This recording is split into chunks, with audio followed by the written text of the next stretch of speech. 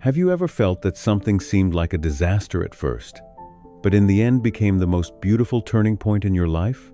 People often have a habit of judging things too quickly. The moment we face a loss, a failure, or an unexpected setback, we immediately assume life is getting worse. But the truth is, no one is wise enough to fully understand the meaning of an event at the very moment it happens. Some things break our hearts today, only to become the very reason we grow wiser, stronger, and step into a better path tomorrow. This story begins with that very lesson. Never be too quick to call something good luck or bad luck while the story is still unfolding.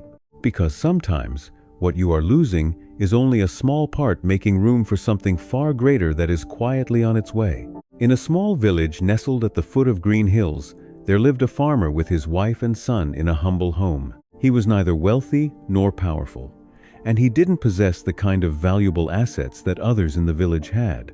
The family's only possessions were a small piece of land, a few animals, and a simple life closely tied to the fields. But what made this farmer different was not what he owned, it was how he faced life. Whether something good or bad happened, he always maintained a rare sense of calm. When the harvest was plentiful, he didn't become overly excited or proud. When hardship came, he didn't blame fate or complain about life. Instead, he quietly continued working, accepting whatever happened with a peaceful mindset. To him, life was full of things that could not be understood in the moment they occurred. That's why he never rushed to label anything as completely good or completely bad. This quiet composure made the villagers see him as unusual, but it was also what gave this remarkable character his depth. One day, news about the farmer's beautiful horse, the finest in the village, reached the ears of a wealthy merchant who often passed through the area. The moment he saw the horse with his own eyes, he was immediately captivated by its strong build, its glossy coat, and its rare intelligence shining through its eyes. Without hesitation, he offered a large sum of money to buy it, an amount that, to the villagers, was almost a fortune. A crowd quickly gathered, buzzing with excitement. People whispered that this was a once-in-a-lifetime opportunity, a gift from heaven. All you have to do is say yes, and you'll never have to live in poverty again, they said. But to everyone's surprise, the farmer simply smiled and gently refused. He explained that the horse was not just a possession, it was part of his family, a companion that had been with him for years. To him, some things could not be measured in money. His decision left the villagers shaking their heads in disbelief. They thought he had just turned down the greatest opportunity of his life, and that his poverty was the result of his own stubbornness. Yet just a few days later, something unexpected happened. When the farmer's son went to the stable one morning, he froze in shock. The horse was gone. The rope had come loose, the stall was empty, and no matter how hard they searched through the fields, along the riverbanks, even to the edge of the forest, there was no trace of it. The news spread quickly across the village. This time, people didn't come to advise, they came to mock. "We told you so," they laughed. "Now you've lost everything, no money and no horse." The son was devastated and heartbroken, and everyone believed this was a great misfortune. But the farmer remained as calm as ever. He gently placed his hand on his son's shoulder and said, "Don't rush to call this a bad thing. We don't yet know what will happen next. Only time will tell." And just at this moment, when everyone believed the story had already ended, something unimaginable was about to unfold. So keep listening, because what comes next will completely change the way you see luck and loss. About a week later, when everything seemed to have settled down, something unusual happened early one morning.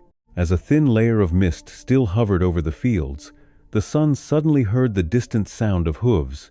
He rushed outside, and what he saw left him in complete disbelief. Their horse had returned, but it wasn't alone. Following behind it were 5 wild horses, strong, powerful, and full of life. The news spread through the village like wildfire. The same people who had once mocked the farmer now gathered around again, but this time with admiration and a hint of envy in their eyes. "You are so lucky," they exclaimed. "From 1 horse to 6 soon, you'll be the richest man in the village."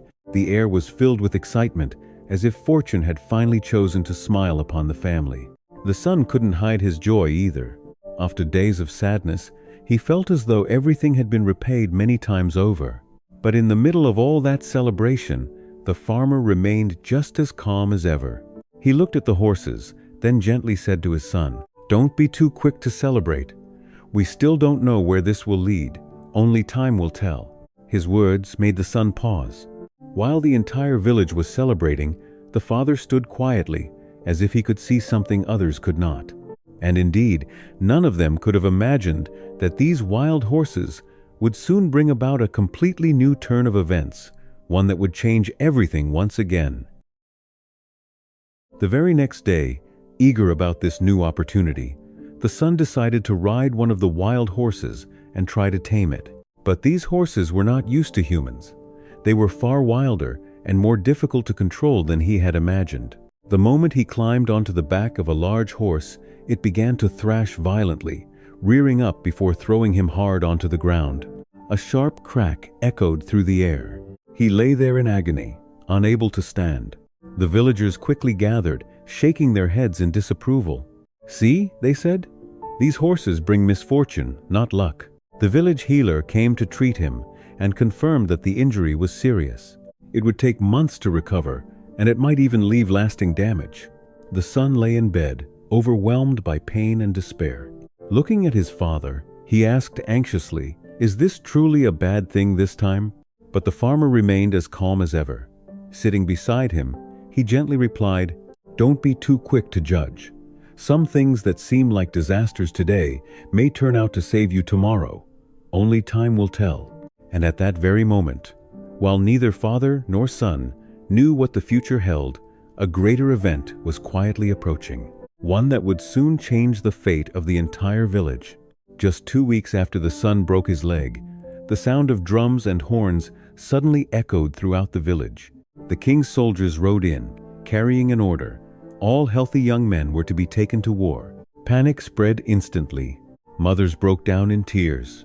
Fathers stood in stunned silence, and the young men were taken away one by one without any choice.